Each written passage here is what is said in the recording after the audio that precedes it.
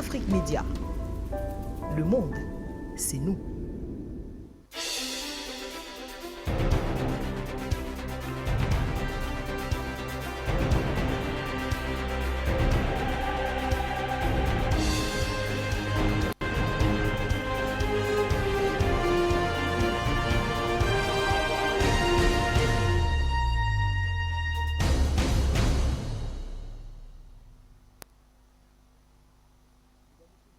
Vous êtes sur Afrique Média, la télévision panafricaine, c'est le journal africain, le sommaire.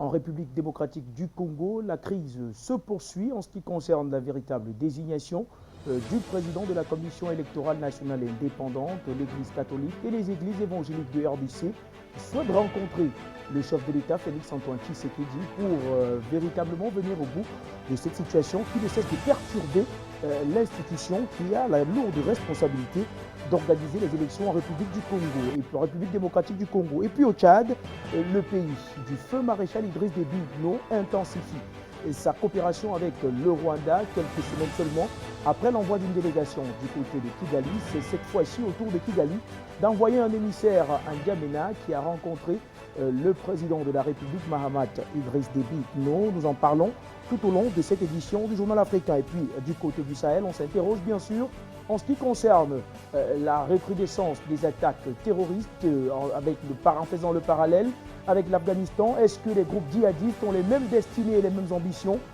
que ceux venus au pouvoir du côté de l'Afghanistan? Nous en parlons également avec nos invités du côté du Burkina Faso. La justice l'a annoncé, l'ouverture du procès de Thomas Sankara est désormais actée. La justice a donné son verdict. La population qui attendait cette décision avec beaucoup d'impatience semble désormais émue du côté du Burkina Faso. Nous en parlons donc avec vous et nos invités dans le cadre de cette nouvelle édition du Journal africain.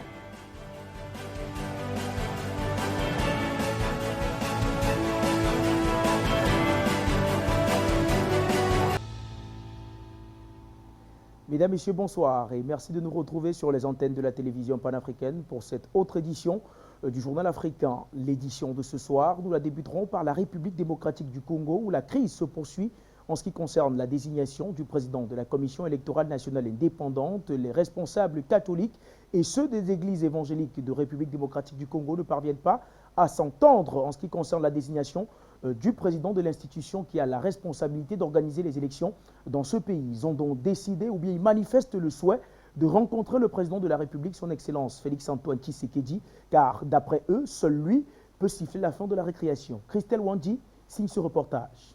Une demande d'audience a été signée par le pasteur André Bokundoa Bolikabe, président de l'église du Christ Congo, et Monseigneur Marcel Outembi, président de la conférence épiscopale du Congo.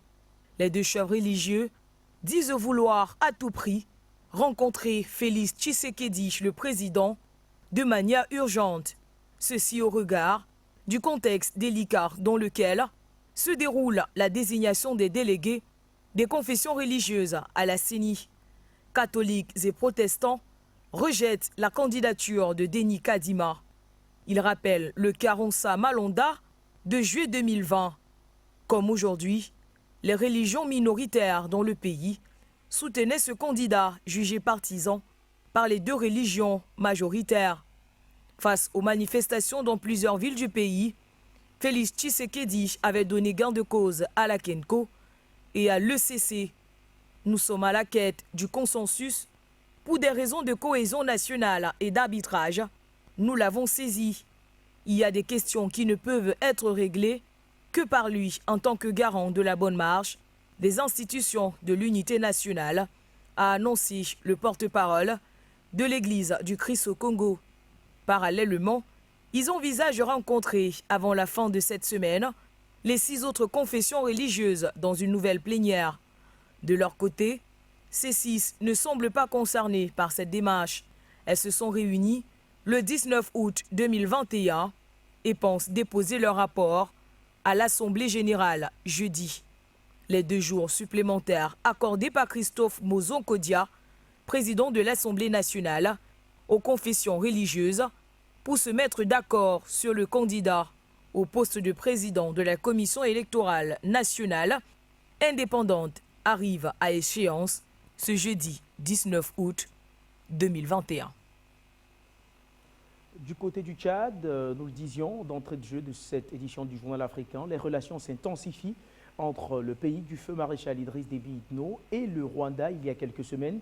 Une délégation tchadienne a été reçue par le président Paul Kagame du côté de Kigali. Cette fois-ci, c'était au tour d'un émissaire du président Paul Kagame de rejoindre N'Djamena, où il a été reçu par le président de la République, président du Conseil militaire de transition, le général de corps d'armée, Mahamat Idriss Déby Itno. Fabrice Ndoum nous en dit un peu plus dans ce reportage qu'il signe.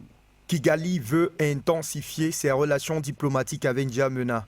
C'est en substance qui ressort de la visite du 15 août courant de Vincent Biruta, ministre rwandais des Affaires étrangères et de la coopération internationale. Ce dernier a rencontré Mahamat Idriss Déby, président du Conseil militaire de transition. Une rencontre stratégique axée sur 2 points essentiels. Tout d'abord, les questions économiques. Les pays dont l'amitié dure depuis de longues années veulent renforcer leurs relations économiques sur plusieurs plans. Au-delà de cette question économique, l'envoyé spécial du président Kagame a évoqué avec le président du Conseil militaire de transition la question de la lutte antiterroriste avec le pays. Il souhaite collaborer avec le Tchad de manière régulière sur la question de la crise sécuritaire en Centrafrique. D'une manière holistique, le Rwanda compte avoir des échanges avec le président du Conseil militaire de transition Mahamat Idriss Déby.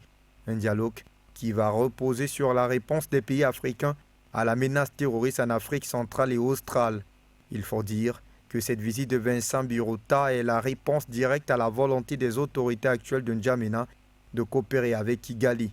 Quelques semaines après la prise du pouvoir par le Conseil militaire de transition, son président Mahamat Idriss Déby avait pris attache avec le Rwanda. Il avait dépêché son directeur de cabinet civil adjoint, Abdelkrim Idriss Déby, à Kigali pour porter un message au président rwandais Paul Kagame. Depuis l'assassinat du maréchal du Tchad, le Rwanda veut se repositionner au cœur de la lutte antiterroriste en Afrique. Très récemment, le pays a envoyé près de 300 soldats en Centrafrique dans le cadre de la mission multidimensionnelle intégrée des Nations Unies pour la stabilisation en République centrafricaine.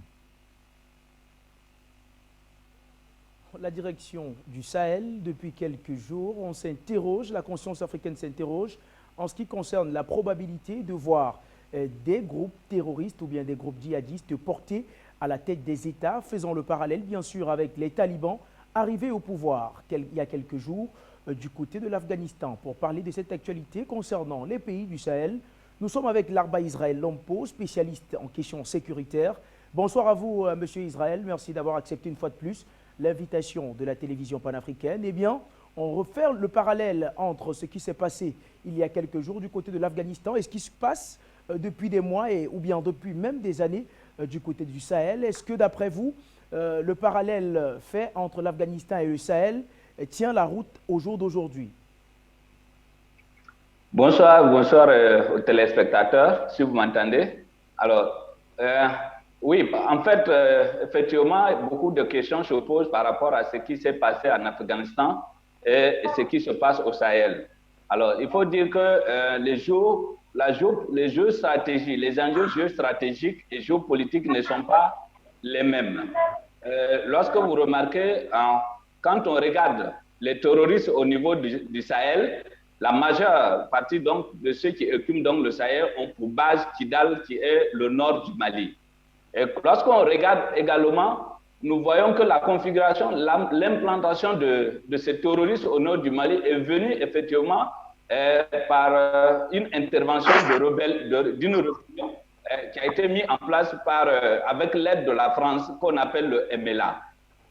Et ce qu'il faut avoir en souvenir, c'est que dans les années 58, la France avait déjà envoyé une délégation parlementaire dans la zone de ces 3 frontières-là pour pouvoir créer un État pseudo-indépendant, ce qui n'avait pas marché. Et aujourd'hui, avec les mêmes Touaregs, parce qu'ils étaient tellement minoritaires qu'on ne pouvait pas créer un État, avec les mêmes Touaregs, la France a profité donc de la chute du président Mohamed Kadhafi pour pouvoir installer donc cette rébellion-là au nord du Mali.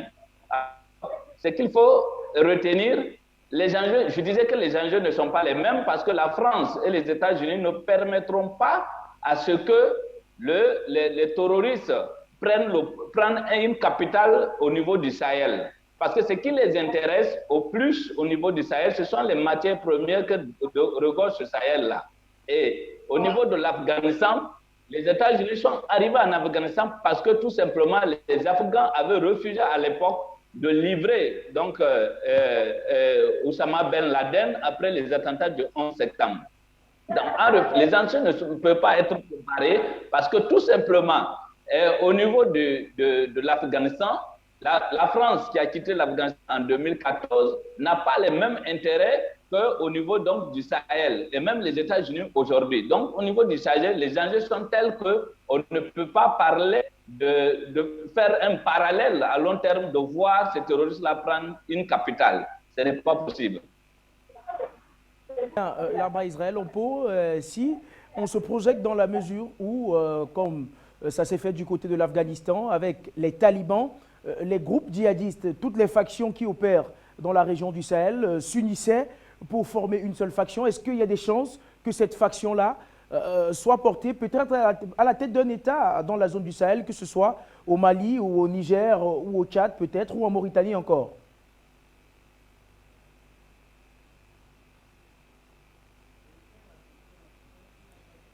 Eh bien, là-bas, Israël, la question est celle de savoir, c'est vrai que contrairement aux talibans, les groupes terroristes qui opèrent dans le Sahel sont séparés. Et si jamais on se projette dans l'hypothèse selon laquelle les différents groupes terroristes qui opèrent au Sahel décident de former une coalition, est-ce qu'il y a des chances que cette coalition soit portée à la tête d'un État du Sahel?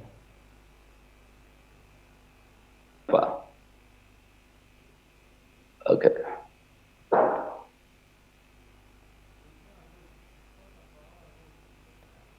Nous avons quelques petits soucis de connexion avec l'Arba Israël Lampo. On va peut-être prendre Ahmad Haroun Lari qui va également commenter cette question du Sahel et bien sûr la question du Tchad. On le sait, le Tchad est grandement impliqué dans la lutte contre le terrorisme au Sahel. Avant peut-être de parler du Sahel, Ahmad Haroun Lari, on a écouté le reportage de Fabrice Ndoum tout à l'heure qui parlait de l'intensification des relations entre le Tchad et le Rwanda. Comment cela est vu de votre côté, du côté de N'Djamena? Merci Daniel. Nous au Tchad, nous on sait très bien que ce qui intéresse les Tchad comme le Rwanda, c'est l'aspect sécuritaire. Nous on a vu au début des prises de pouvoir du général Mamad, il a envoyé le directeur de cabinet qui est son petit frère, qui est l'architecte des relations tchado-américaines et tchado-israéliennes. Aujourd'hui, c'est Abdelkarim qui joue l'intermédiaire entre plusieurs pays sur le plan sécuritaire entre les CMT et les pouvoirs les autres pays. Aujourd'hui, ces rapprochements entre le Rwanda et le Tchad, c'est tout simplement l'effet sécuritaire en Afrique centrale. Aujourd'hui, l'Afrique centrale, après la disparition du maréchal du Tchad, se retrouve seul. Et le Rwanda se retrouve comme seul maître dans la sous-région. Le Cameroun a des difficultés, le Tchad a des difficultés. Le seul pays aujourd'hui qui envoie des troupes, qui a pu stabiliser la République centrafricaine, c'est le Rwanda. Donc le Rwanda est en train de jouer son rôle de leader de la sous-région Afrique centrale, mais aussi le fait de sécuriser la République centrafricaine. Il faut avoir un autre allié de poids qui est à l'origine de plusieurs conflits en République centrafricaine, qui est le plus grand voisin, le Tchad, qui a toujours été à côté de la République centrafricaine. Et aujourd'hui, on a vu avec le président Théodora et surtout les citoyens rwandais et angolais, la République centrafricaine a retrouvé la paix, mais il faut intensifier ces paix. C'est pourquoi le Rwanda se rapproche de plus en plus du Tchad pour l'aider à réussir cette transition, parce que le Rwanda aussi a réussi difficilement. Donc, l'expérience rwandaise va aider non seulement les jeunes présidents du Tchad, mais aussi de permettre la sécurisation de la sous-région Afrique centrale, vu la dynamique géopolitique actuelle et surtout les prises de pouvoir des djihadistes en Afghanistan et qui influencent les djihadistes au Sahel. Si aujourd'hui la République centrafricaine tombe, nous savons très bien que beaucoup de pays d'Afrique centrale vont tomber avec la République centrafricaine, d'où les portes d'entrée qui est le Tchad. Ahmad Haroun Lari, vous venez d'évoquer à présent la question sur le Sahel. Je le disais tout à l'heure, le Tchad est grandement impliqué dans la lutte contre le terrorisme dans la zone du Sahel. Pour faire le parallèle, puisque là-bas, Israël Lompo n'a pas pu répondre à cette question, pour faire le parallèle avec ce qui s'est passé du côté de l'Afghanistan, on a vu les talibans portés au pouvoir. Israël le disait, les groupes terroristes qui opèrent au Sahel sont divisés. Et si on se projette dans l'hypothèse selon laquelle tous ces groupes terroristes décident de former une coalition, est-ce qu'il y a des chances que cette coalition se retrouve à la tête d'un État du Sahel, peut-être au Niger ou en Mauritanie, ou au Mali, peut-être au Tchad? Tout est possible parce que la plupart des groupes terroristes au Sahel ont combattu en Afghanistan. Nous nous rappelons très bien que la majorité de ces groupes ont eu d'idéologie d'Afghanistan ou ont participé dans des combats en Afghanistan. Depuis 2001, beaucoup de djihadistes africains, surtout du Sahel, ont pris part au combat en Afghanistan.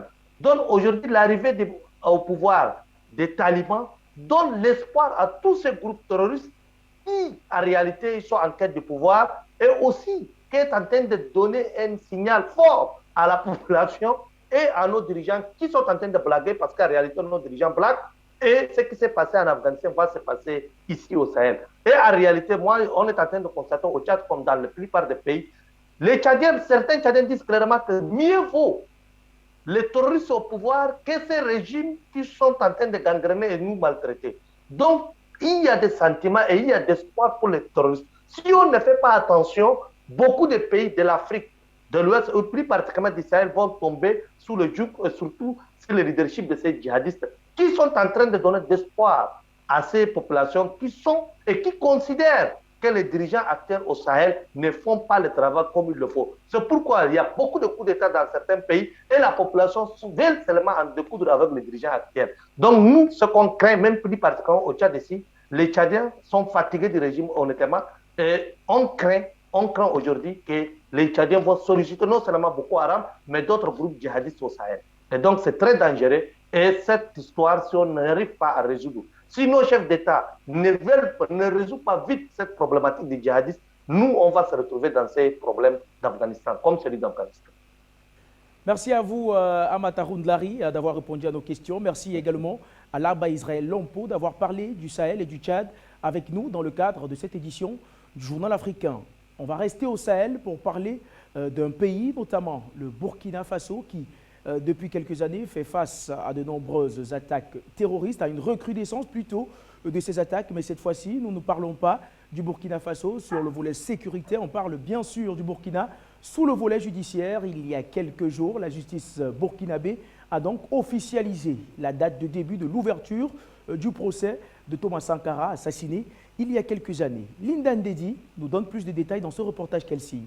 Le procès des personnes mises en accusation dans l'affaire de l'assassinat du président Thomas Sankara et de ses 12 compagnons s'ouvrira en octobre 2021 à partir de 9 h. C'est donc la preuve que le dossier judiciaire de Thomas Sankara évolue positivement. 34 années après le meurtre de Thomas Sankara, considéré comme le père de la révolution burkinabé, son dossier s'ouvrira enfin devant un tribunal militaire. Selon un communiqué du procureur militaire, près du tribunal de Ouagadougou, le procès des personnes mises en accusation dans l'affaire de l'assassinat du président Thomas Sankara et ses 12 compagnons s'ouvrira finalement le lundi 11 octobre à partir de 9 h. Le communiqué précise que cette audience de la chambre de jugement délocalisée dans la salle des banquets de Ouaga 2000 est publique. Thomas Sankara, père de la Révolution, alors âgé de 37 ans, a été tué en 1987 avec 12 de ses compagnons dans un coup d'État qui avait porté son frère d'armes, Blaise Compaoré, au pouvoir. Ce dernier a été renversé à son tour fin octobre 2014, à la faveur d'un soulèvement populaire après 27 années de règne. En 2015, le dossier de l'assassinat de Sankara, considéré comme le Che Guevara africain, en berne sous le règne de Compaoré, a donc été ouvert. Dans la foulée, en mai 2015 toujours, en présence des membres de leur famille et de leurs avocats, le gouvernement burkinabé procédait à l'exhumation des restes du corps du président Thomas Sankara et de ses 12 compagnons. L'enquête balistique avait conclu que le corps de Sankara avait été criblé de balles avant d'être enterré à la sauvette dans un cimetière de Ouagadougou. Sur demande de la justice burkinabé en novembre 2018, la France a transmis aux autorités burkinabées des documents déclassifiés, notamment des pièces, et des auditions de personnes dans le cadre d'une commission rogatoire internationale. Depuis mars 2016, un mandat d'arrêt a été émis contre Blaise Compaoré, principal accusé dans le dossier, qui vit en exil en Côte d'Ivoire, pays qui lui a accordé la nationalité, mais le dit mandat n'a pas été exécuté par la Côte d'Ivoire. Les inculpés sont donc poursuivis, notamment pour crimes d'attentat à la sûreté de l'État, d'assassinat, de faux en écriture publique, de recel de cadavres, une liste loin d'être exhaustive, ou encore de complicité de ces infractions. En octobre 2020, à l'occasion du 33e anniversaire de son assassinat, les autorités burkinabées avaient inauguré à une dizaine de kilomètres à l'est de Ouagadougou une université portant le nom de Thomas Sankara. Le tribunal militaire a donc décidé le mardi 13 avril 2021 de prononcer la mise en accusation de 14 personnes, dont Blaise Compaoré, Gilbert Diendéré et Hyacinthe Kafando. Nous sommes donc avec le secrétaire permanent du comité international du mémorial Thomas Sankara, Bayala Lianoué-Motep. Bonsoir, merci d'avoir accepté l'invitation de la télévision panafricaine. On l'a écouté dans le reportage de Linda Ndedi. La justice burkinabé a donc désormais officialisé l'ouverture du procès de Thomas Sankara. Oui, bonsoir à tous les médias, bonsoir à tous les téléspectateurs. Alors, il faut dire que le procès du président Thomas Sankara connaît un épilogue qui tire vers sa fin. Je vais parler de l'attente de la justice.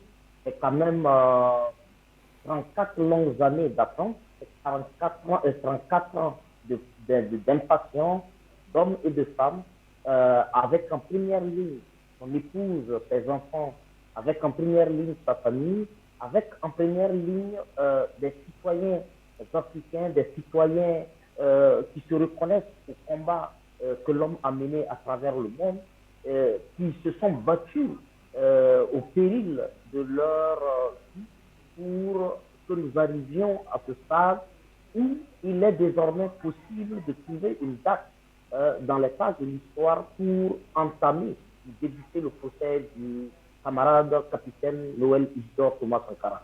Il faut dire que pour nous autres héritiers, cela paraissait juste là, comme un rêve, comme quelque chose de encore loin.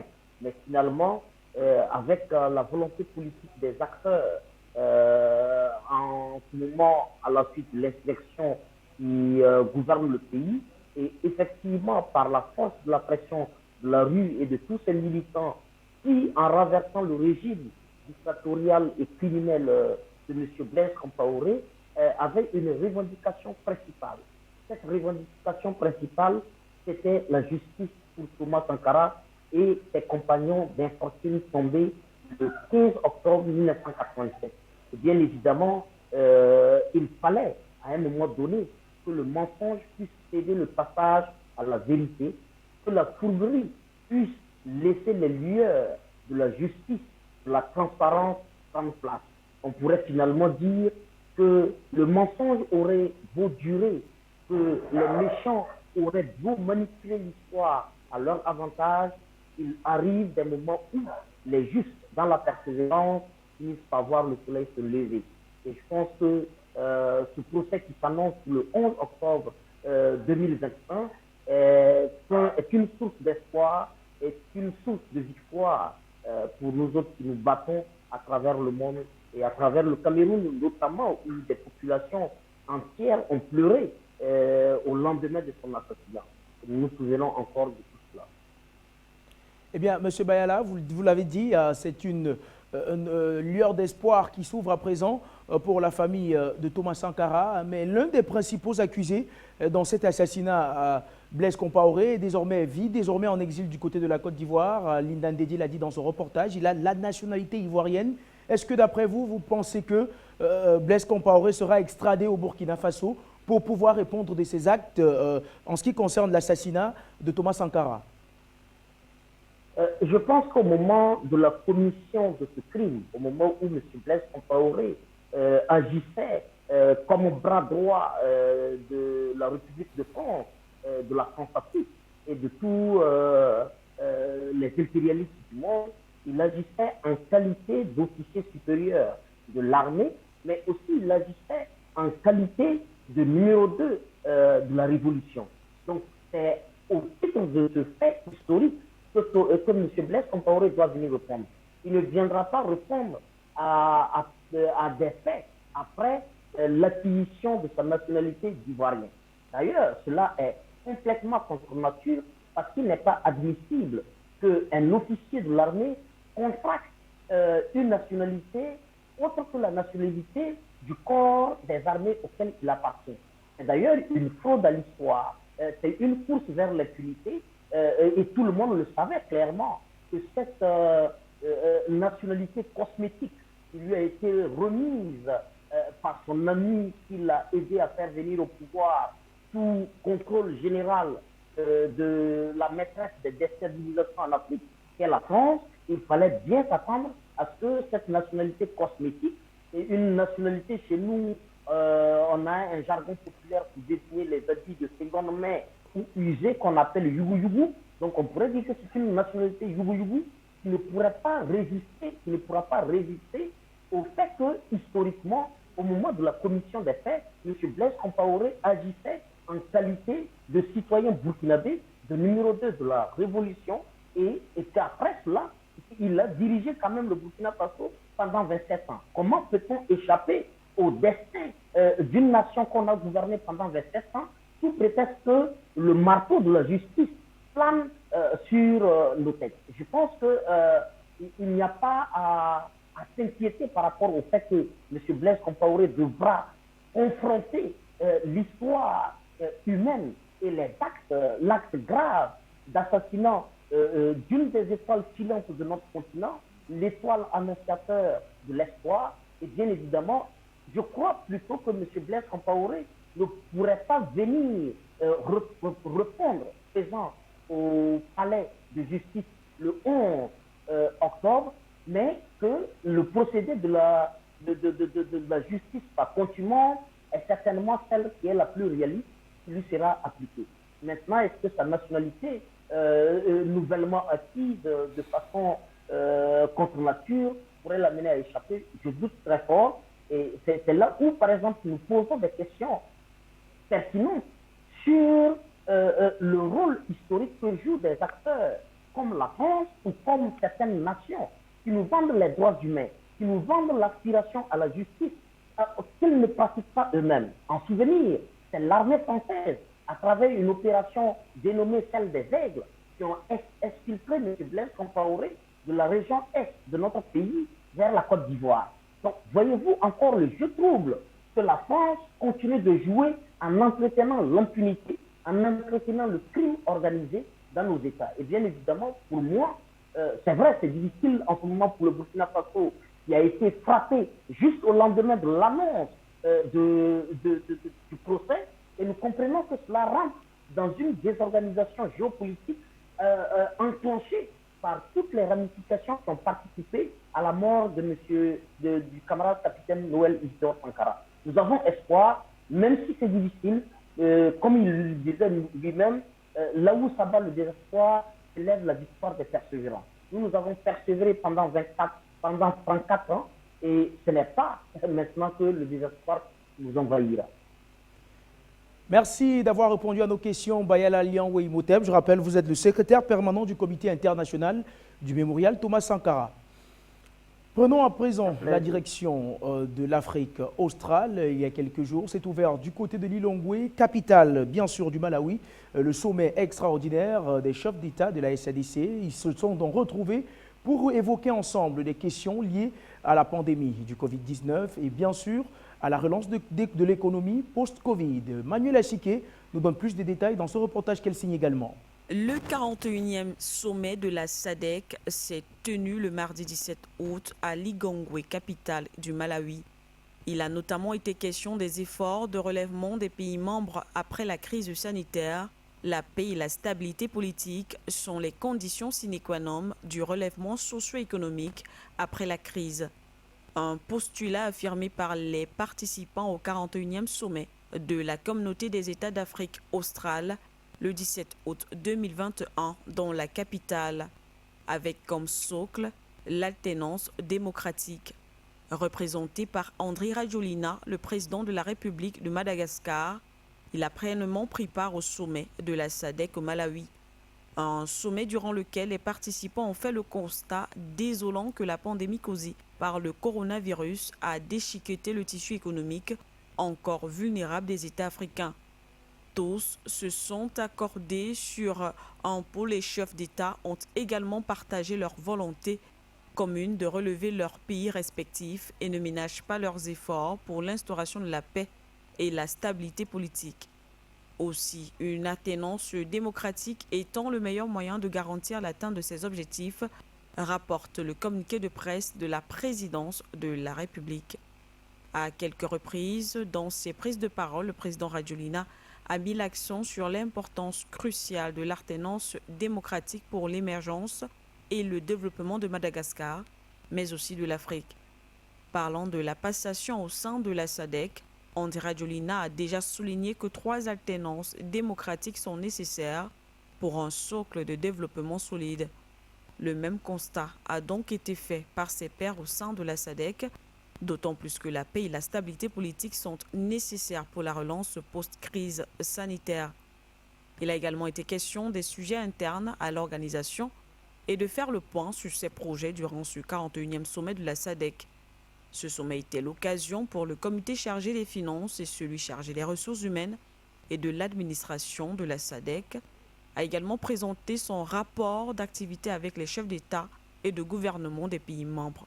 Il s'est également tenu la passation de pouvoir entre le président du Mozambique, Filipe Nyusi, et le président malawite, Lazarus Chakwera, qui assurera désormais la présidence de la SADC pendant un mandat d'1 an.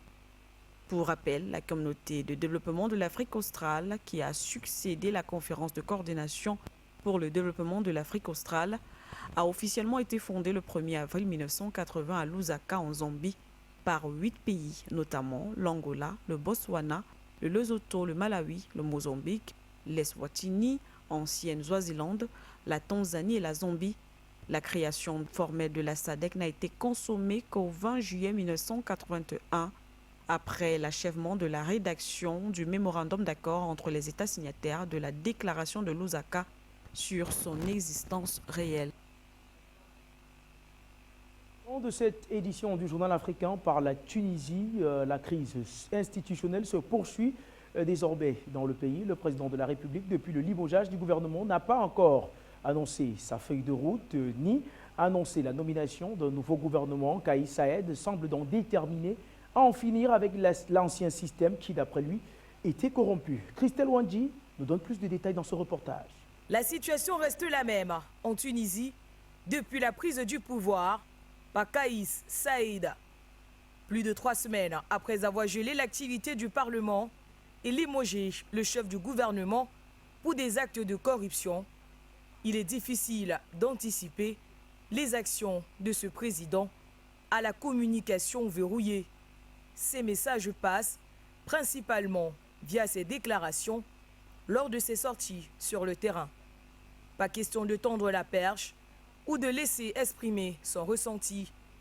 D'ailleurs, le ton s'est durci depuis sa prise de pouvoir le 25 juillet dernier.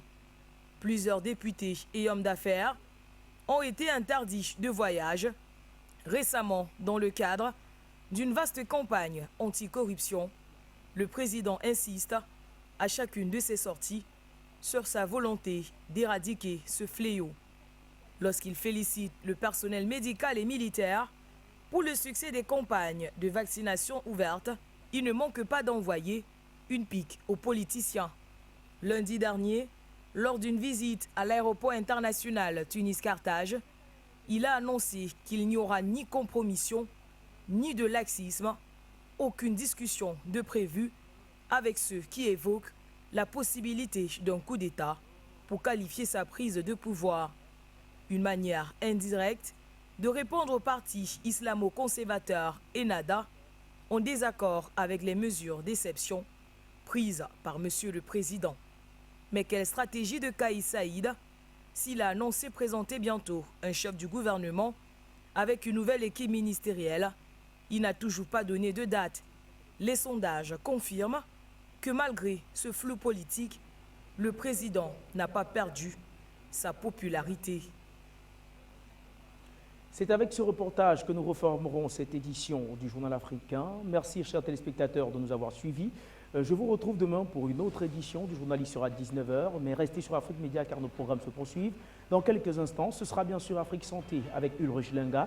Par la suite, vous serez en compagnie de Fabrice Ndoum dans le cadre de l'émission Africa Foot. Mesdames, Messieurs, bonsoir.